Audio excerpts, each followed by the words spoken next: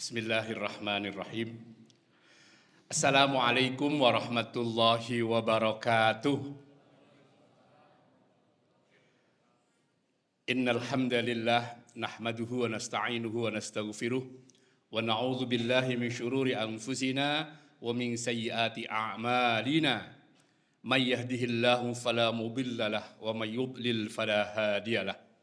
Asyhadu an la ilaha illallah wahdahu la syarikalah wa asyhadu anna Muhammadan abduhu wa rasuluhu la nabiyya ba'dah.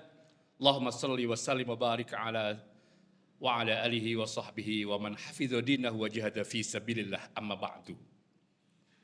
Para kiai, para alim ulama, para ajengan, para tokoh masyarakat, dan khususnya kepada seluruh pengurus Dewan Kemakmuran Masjid Al-Muhajirin Kelapa Gading yang saya hormati, Bapak Ibu jamaah sholat Isya, dan insya Allah dilanjutkan sholat tarawih dan witir, yang mudah-mudahan semuanya sehat walafiat, senantiasa dalam limpahan rahmat, berkah dan ridho Allah Subhanahu wa Ta'ala. Puji syukur kehadirat Allah, sholawat dan salam semoga terlimpah keharibaan baginda Nabi Muhammad sallallahu alaihi wa alihi wasallam. Bapak Ibu yang kami muliakan, pertama sekali izinkan saya mengucapkan selamat kepada Bapak dan Ibu yang hari ini masih bertahan. Saya mendengar informasi di Al-Muhajirin Kelapa Gading, katanya jamaahnya kemajuannya pesat sekali ya. Hari pertama sampai mana Pak? Oh, sampai teras. Alhamdulillah. Itu fenomena di beberapa masjid.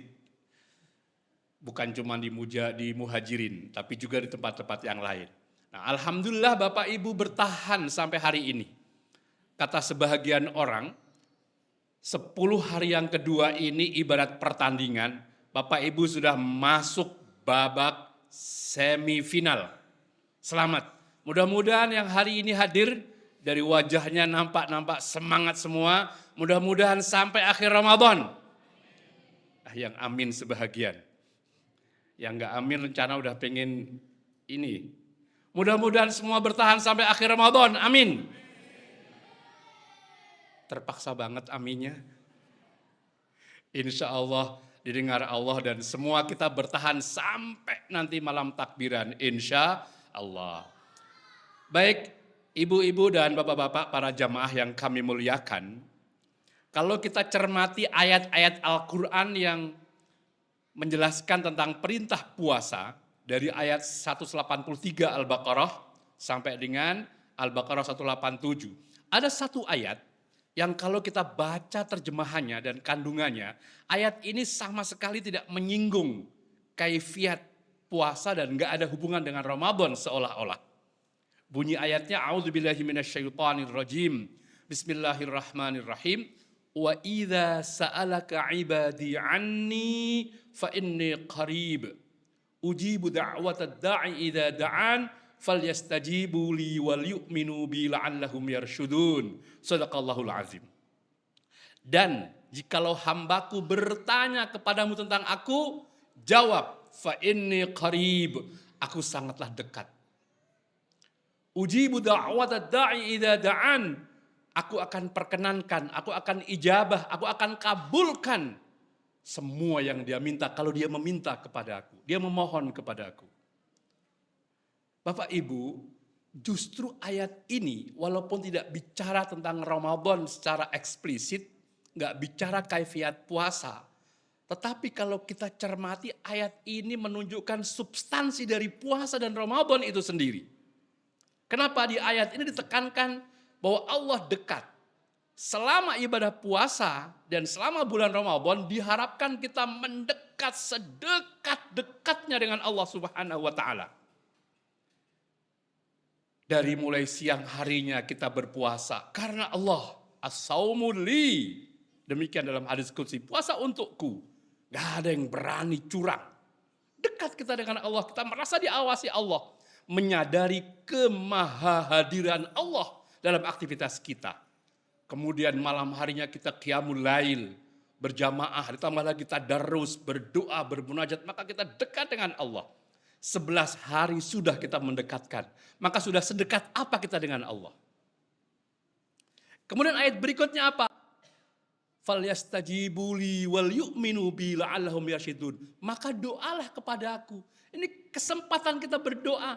Bapak Ibu sudah berdoa apa kepada Allah 11 hari ini? Apa yang sudah dimohon? Silahkan perbanyak doa. Karena Allah menjanjikan akan mengabulkan, mengijabah doa-doa kita. Doa dari mulai yang kecil sampai yang besar, apapun minta Ramadan ini. Tapi jangan lupa Bapak Ibu, sebelum yang lain-lain diminta, para ulama menyebutkan kenapa disebut Ramadan. Karena salah satu di antara alasannya ini bulan pembakaran. Ibarat mobil masuk bengkel dibersihkan semua. Daki-daki semua yang kira-kira itu menghambat jalannya mobil itu dibersihkan. Bulan pembersihan. Dibakar dosa-dosa kita. Dihanguskan sifat-sifat negatif kita. Karena kata Imam Al-Ghazali, ketika seseorang melakukan perbuatan dosa, maka ada noktah, ada noda dalam hatinya. Ramadan kesempatan membersihkan itu. Sudah 11 hari pembersihan itu. Terasa nggak Bapak Ibu ada yang berubah? Jangan sampai Ramadan berlalu masih banyak dosa kita. Maka tidak berlebihan kalau ada yang menyebutkan selain syahrul siyam, syahrul Quran, Ramadan juga syahrul maghfirah, bulan pengampunan. Dalam sebuah sabdanya Nabi mengingatkan, man shoma ramadhana imanan wahtisaban ghufira lahu ma taqaddama min dzambi. Akan diampun dosa-dosa kita. Persoalannya, sudahkah kita berdoa agar Allah bersihkan dosa kita? Sudahkah kita mohon ampun pada Allah di Ramadan ini? Kalau belum, masih ada sekitar 19 hari Bapak Ibu. Yuk, sama-sama di tengah malam, dalam kesunyian, kita bertaubat bersama-sama. Kenapa? Karena bisa jadi banyaknya dosa yang kita miliki, itu yang menghambat dan menghalangi rahmat Allah kepada kita. Itu yang membuat tidak diijabahnya doa-doa kita. Itu yang membuat kita selama ini malas beribadah. Dosa itu pula yang menghalangi seseorang kalau dinasehati. Ada orang yang susah dinasehati, jangan-jangan karena dosa. Dosa dan dosa itu yang harus kita bersihkan agar jangan sampai rahmat Allah terhalang. Agar jangan sampai doa-doa kita nggak diijabah. Istighfar. Bagaimana tahapannya? Pertama, akui kesalahan. Bapak Ibu, tidak ada yang luput dari pandangan Allah. Akui semuanya. Dosa-dosa besar yang sering kita sembunyikan. Maupun dosa-dosa kecil yang sulit kita tinggalkan. Akui, ya Allah, aku pernah menyekutukan Engkau misalnya. Aku pernah durhaka pada orang tuaku. Akui.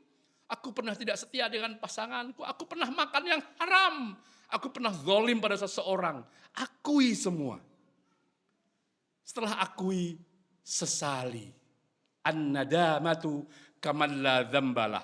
Orang yang menyesal akan dianggap seperti enggak pernah berbuat dosa. Sesali, ya Allah, kenapa aku lakukan itu, ya Allah? Aku menyesal. Dan tidak sampai di situ. Berjanjilah untuk tidak mengulang lagi di masa-masa yang akan datang. Itulah taubatan nasuha. Bukan sekedar kapok tapi besok mengulangi lagi. Janji, ya Allah, Ramadan ini beri aku kekuatan agar aku bisa meninggalkan hal-hal yang pernah aku lakukan yang tidak sesuai dengan ajaranmu. Sekelam apapun masa lalu kita, sesering apapun maksiat kita, ditunggu oleh Allah. Di Ramadan ini, ampunan akan turun. Ma'asyiral muslimin rahimakumullah, Bapak Ibu yang saya hormati. Orang yang baik bukan orang yang tidak punya dosa. Karena tidak ada orang yang enggak punya dosa. Tapi orang yang baik adalah orang yang menyadari dosanya, mengakui kesalahannya, kemudian dia menyesali. Diakui, disesali. Yang pertama diakui dulu. Karena banyak orang kadang-kadang sadar dosa tapi nggak nyadar kalau dia berbuat dosa. Nggak ngaku. Mungkin Bapak Ibu pernah dengar, ya maaf, sedikit bicara tentang politik, mungkin maksudnya politik secara umum ya. Di beberapa tempat ada orang atau pejabat melakukan kesalahan langsung mundur. Sadar dia salah. Tapi tidak sedikit orang-orang kadang-kadang sudah didemo, diprotes, banyak unjuk rasa, enggak juga mundur karena ngaku benar. Nah, jangan-jangan karena banyaknya dosa itu sehingga orang anggap dirinya benar terus. Mengakui itu penting, itu tangga pertama untuk taubat. Baru kemudian an-nadamah, menyesali, setelah itu janji enggak mengulangi lagi. Dan akhir dari tahapan taubat adalah perbaiki hal-hal yang dulu buruk. Wa atbi'is sayyi'atal hasanata tamhuha. Ikuti semua keburukan dengan kebaikan agar tertimpa kebaikan itu. Mudah-mudahan Ramadan ini dosa-dosa kita diampuni Allah. Amin. Baik dosa dengan Allah, dosa dengan sesama, dosa dengan masyarakat, dosa dengan keluarga orang tua, semua diampuni Allah.